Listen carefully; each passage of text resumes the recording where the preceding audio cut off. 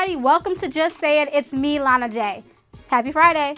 I want to thank you as always for tuning in because you know and I know that I missed you. So seriously, without any further ado, you know, as always, the guests that I bring you are going to tell you something, are involved in something, or do something that is beneficial to what you do in your everyday life. And for those of you who are involved in not-for-profits, want to volunteer, and really want to help spread the word, I have the founder of a non-for-profit organization that helps other non-for-profits throw huge events and parties and charities to give back to the community. And you and I both know from the media and from the newspapers and all the articles that we see, it's definitely needed. So please stay tuned. Hey everybody, welcome back. So you know, as always, as I promise you guys, the newest businesses out here, non-for-profits, artists, and with all of the negative energy that we're getting lately, I thought it'd be perfect to bring someone on board who actually goes through the city of Chicago and helps through non-for-profit events and organizations and really gives back to the community. So who I have with us today is Reginald Cotton. Hi. Hi. He is the founder of the Charity Contributors of Chicago. Okay, so you see the brochure I have right here. It's a fabulous, fabulous organization. And before I talk my head off about it, like I always do, I'm going to go ahead and let you give your introduction, of course, and tell the audience pretty much who you are and what you guys do. Okay. Well, hello to everyone out there. I'm Reginald Cotton. I'm the founder of Charity Contributors of Chicago. We started in 2008, and what we do is we're a charity that helps other charities. So we go and find a different organization every month, and they receive the proceeds of an event that we put together. And we just try to get more awareness and more opportunities for people in the city of Chicago to give back.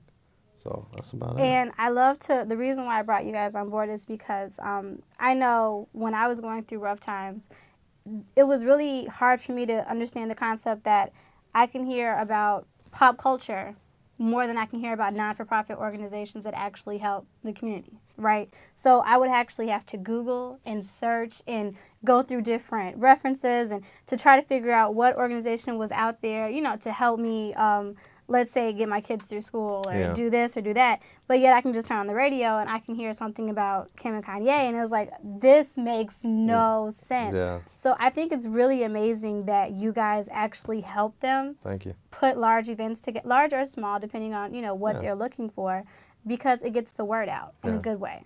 Yeah. So how did you guys even come about, let me say, since you're the founder, how did you even come across doing something like this? Well, I was really big on volunteering and giving back, so. Oh, that's so sweet. Yeah.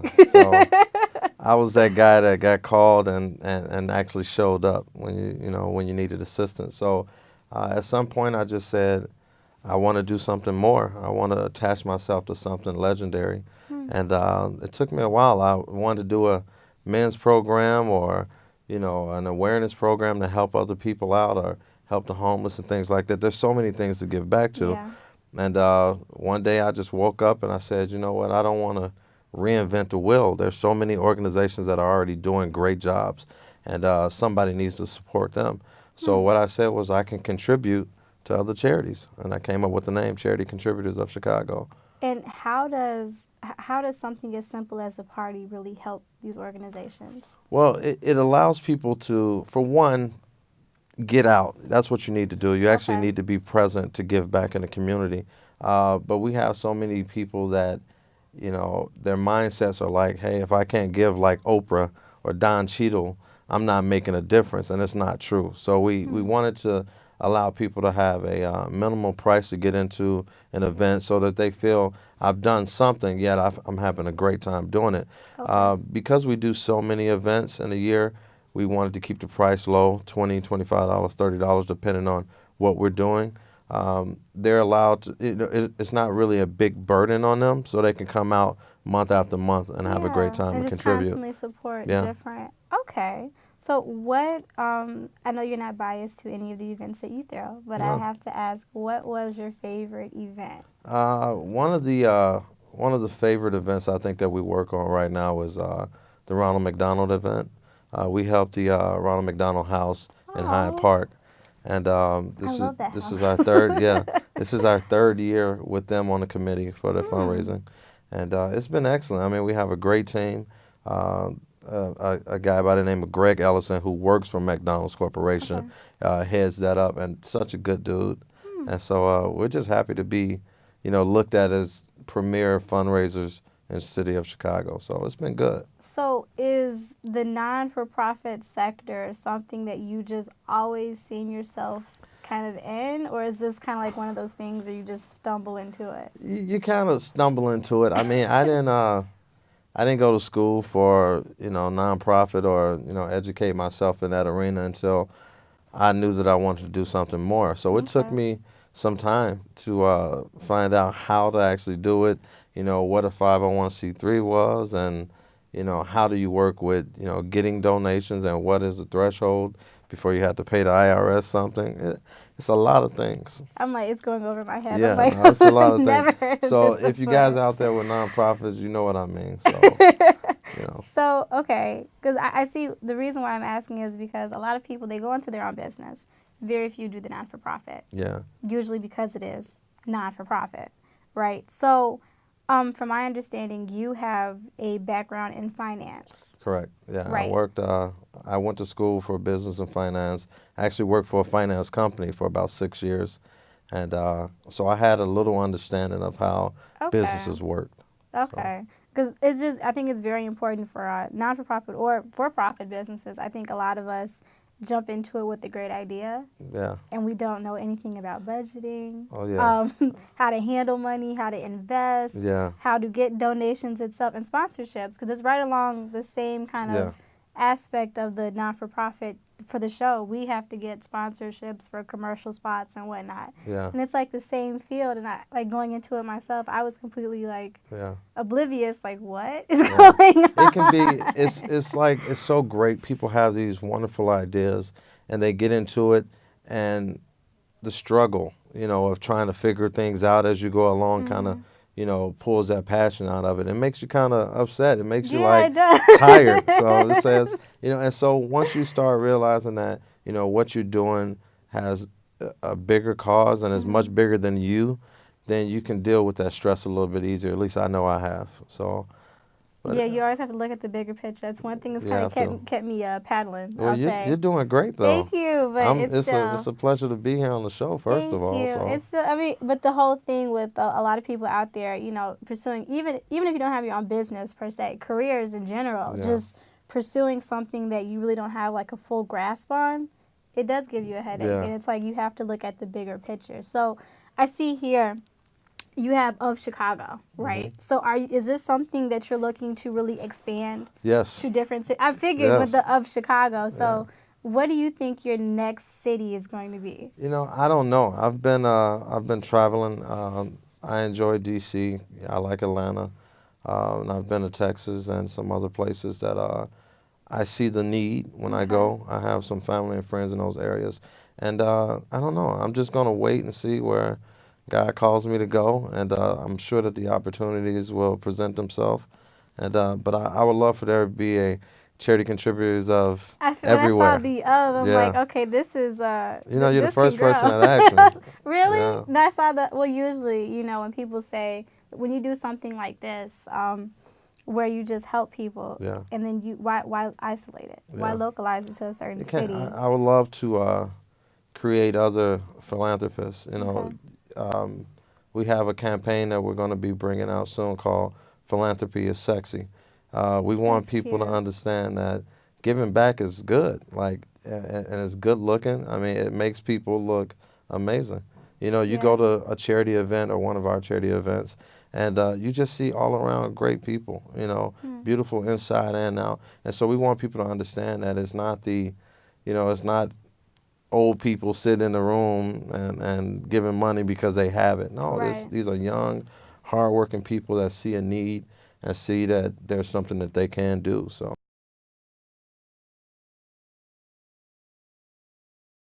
I wanted to provide a testimony for Sunray Consulting Group, who provided the production for my website, www, according to Sykes.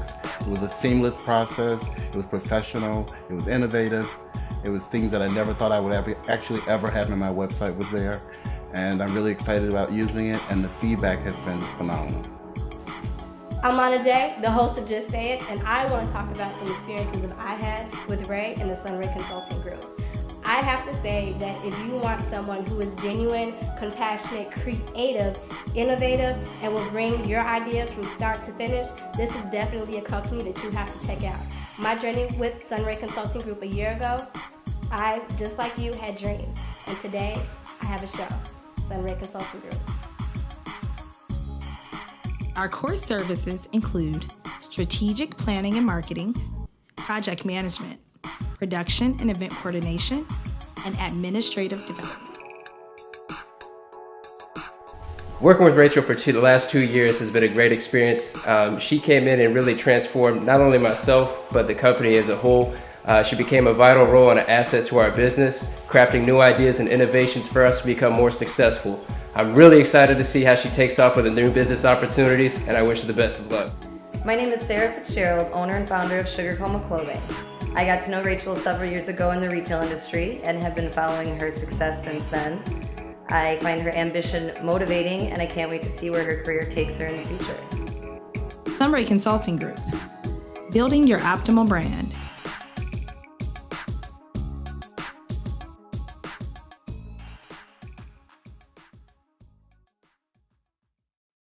I know growing up, we were always taught to give back. I'll say we were more privileged, growing up than most. My grandma was working a really, really great job downtown. Yeah. We just had money coming in, but I was always taught to share the wealth. Yeah. So I was spoiled. Don't misunderstand. No. But I wasn't a brat. Yeah. Right. I understood that. If it's time to go school shopping, I'm going to take one of my friends who I know. As parent can't really take them shopping. So it's like we always kind of did those little ins and outs, but it was always for like individuals versus like for a whole like charity or non-for-profit itself. So I do think that it's missing. It is. It really is, because even when you look at people, no one wants to help each other any day. We network, but the network is out of vain. It's just complete vanity, and there isn't a genuine help or a genuine need to just want to help somebody in general. Chicago has been famous for that, though. I mean, I'm born and raised Chicagoan, so even in the music industry, it's always been like crabs in a barrel type of deal. No one really wants to extend that olive branch and help out. But and this is what we're trying to do, is change a mindset and let people know, you don't have to be this huge entity and have these thousands of dollars coming from these other corporations. You can do it yourself. Your vision can actually be done from you, your family, your friends, the people that believe in you. And it's one of the reasons why we tell people all the time, don't focus on grants. Don't focus on those major dollars. Focus on your vision and your dream and just make it happen. Focus with the people that are around you, that support you, and, that's it. And I think that's really good, because I have my best friend, she's trying to start her own clothing line, right? And I talked to her about the business aspect of it, because I do have more experience in it than she does, because she's just starting out. I mean, just incorporate like the beginning stages. And I explained to her, you have a nice little chunk of change saved up, but you might want to keep saving. I said, because what always ends up happening is you have 15 other little expenses that you don't calculate into, the budget. Yeah. That you have to have in order to even get it rolling. And she got upset. We got into like this big argument. Yeah. But it's like no one's going to tell you that, though. Yeah. Somebody's just going to tell you. She's going to have to look at it and understand where you're coming from. But we know we're back talking. I love you. Great. We're back cool down. But it was like everyone was telling her I guess it's like the crabs in the bucket. No one was telling her the truth. Yeah. Somebody should have, no one told me the truth. I found out on my own that the money that I had saved up to start the show wasn't enough. And I had to continue working to fund it, to start making money on it. And that's what I was trying to explain to her. Yeah. But, it's one of those things where I do think that it's a terrible stigma that's on the city of Chicago. Yeah. The whole crabs in the bucket. Yeah. Well, people like you and I, we can get rid of it at some point if we keep on working on it. So do you think the city has hit a plateau to where the change is we knew it was necessary, but it's actually the time to do it? Well, yeah, I mean, the city has always, even with the violence and everything else, I mean, as you may know, and maybe you guys don't, but I'm also a police officer. I'm going on my 9th year as an officer. So, as you said, working and funding your other visions is something that I do. You know, I work overtime just to make sure that these charity events get done properly.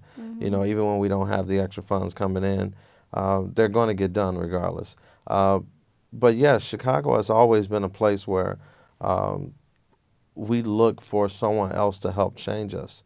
And so we're at the point where we're still now hoping that the mayor puts together these task forces to deal with the violence and so on. But we have to come together as a community. You know, you hear people and activists say it all the time, but it's really true. If we don't, then we're going to go still and continue to go downward.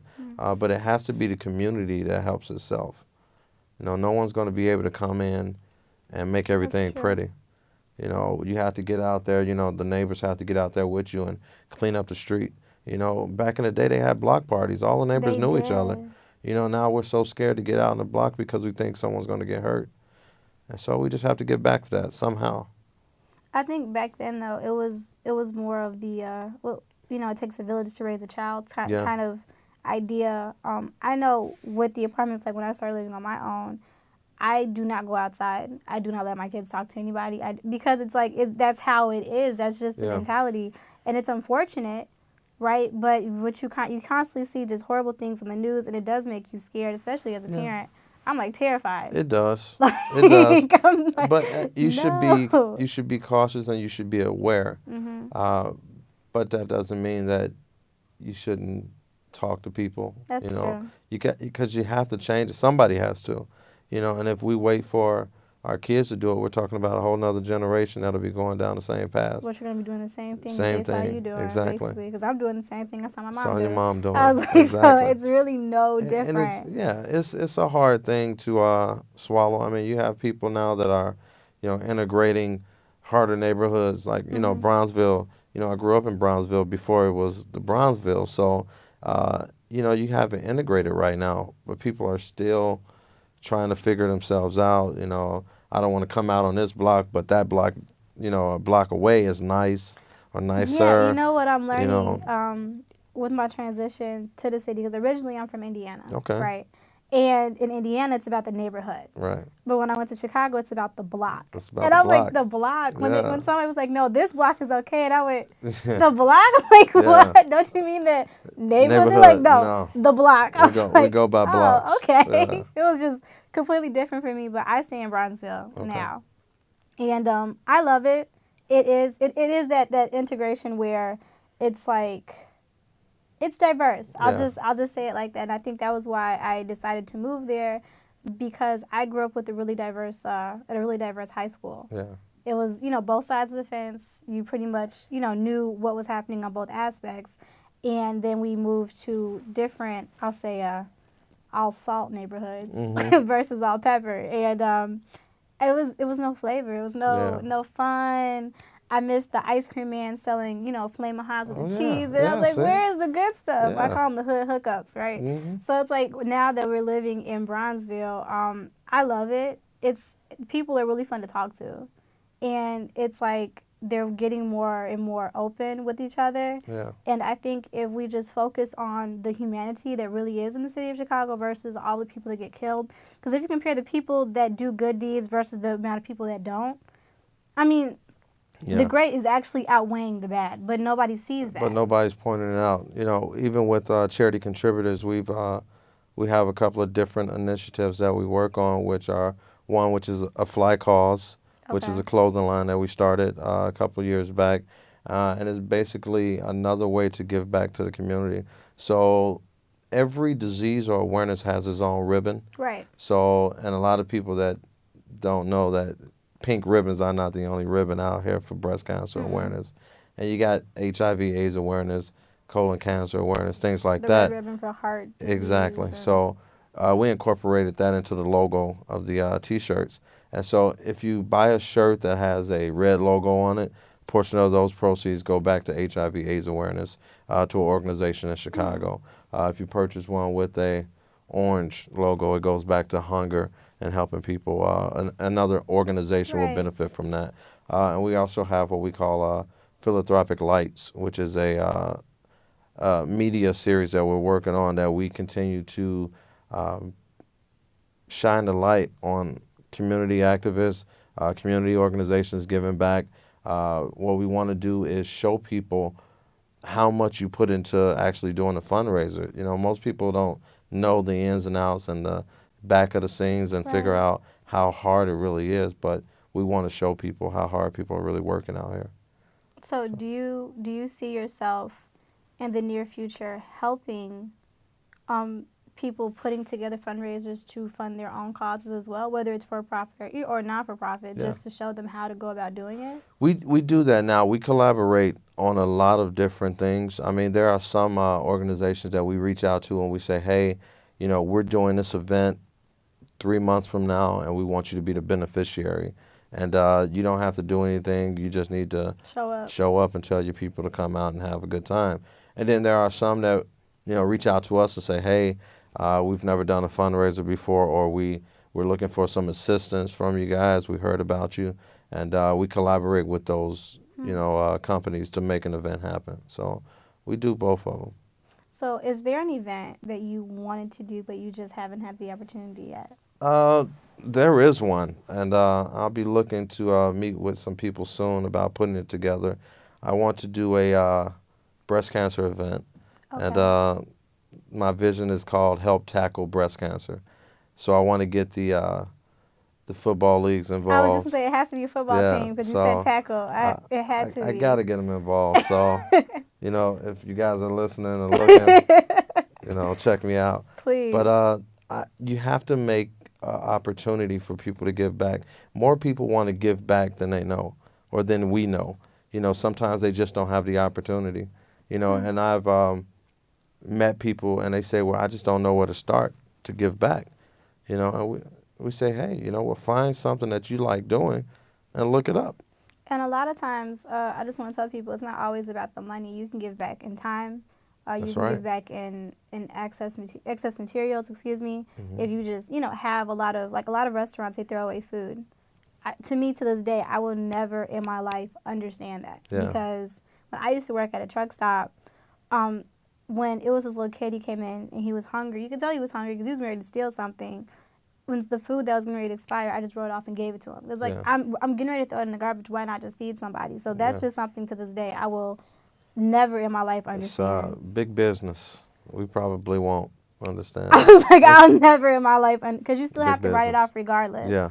But there still is an hour or two where you can, you know, feed somebody out the back or just anything. But my point is there are different ways to give back. Like a lot of people in the creative arts, I used to teach a dance class for nothing, basically. $25 a session. Okay, that nothing because it costs more to get there, but I did it to help the little girls, right? It's about that.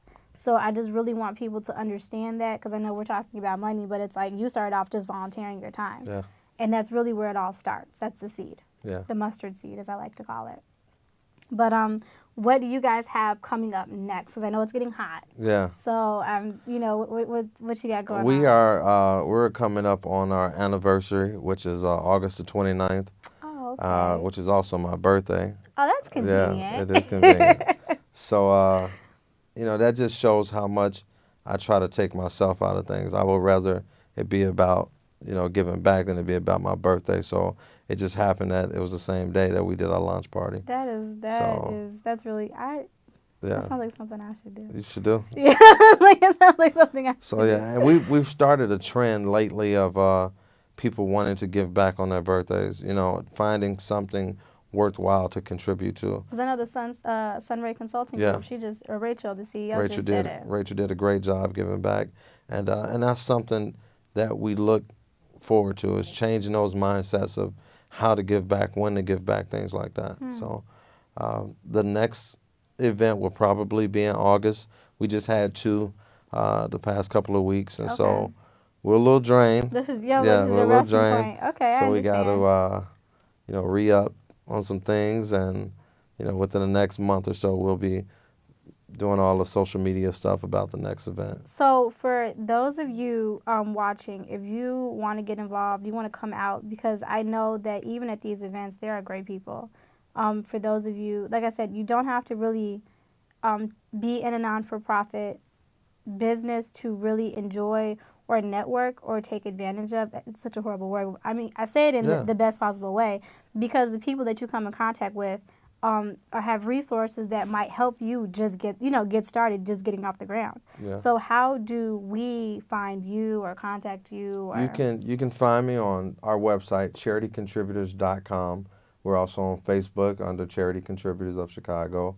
You can also follow us on Twitter at CC of CHGO.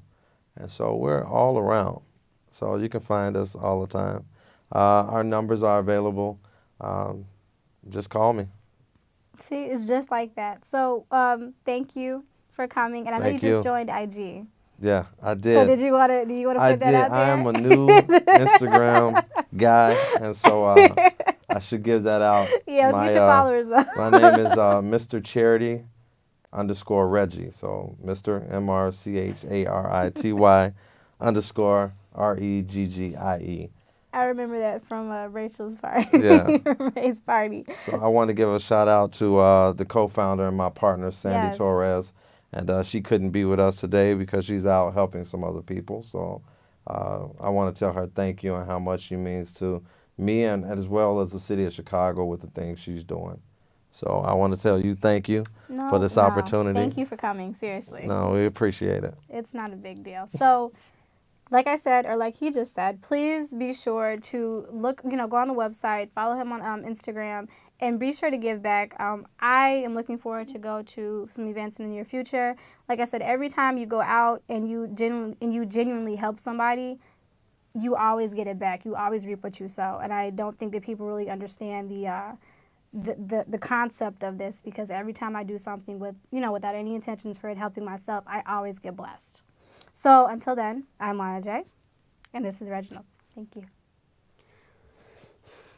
I hate to say it, but our half an hour is up. I want to thank you again, as I always thank you, for tuning in, because you and I both know this show wouldn't be what it is today without the support of you. So please give yourself a round of applause. But honestly, after seeing the guests today, after talking to Mr. Cotton, I want you guys to really think about the choices that you make in your everyday lives. Is there something wrong with really giving back to your community? That's the main thing that we all talk about, but nobody wants to put forth action. So what I want you guys to do, or what I want to challenge you to do, is to help somebody in your community, whether it's going to events that the Charity Contributors of Chicago's throw, or doing something just genuine, like paying for a homeless guy's meal for that day when you're walking back and forth to school. If you guys know any not-for-profits, please reach out and let them know that there is an organization, just like Mr. Cotton said, help them get off the ground, help them really spread the word about what they're doing. So if you didn't catch it, you can log on to our website at www.lanajmedia.com and find all of his information listed as always, and all of his information will also be on our Instagram as well at Lana J Media. So until then, I'll see you next Friday. I'll miss you. I love you. It's me, Lana J.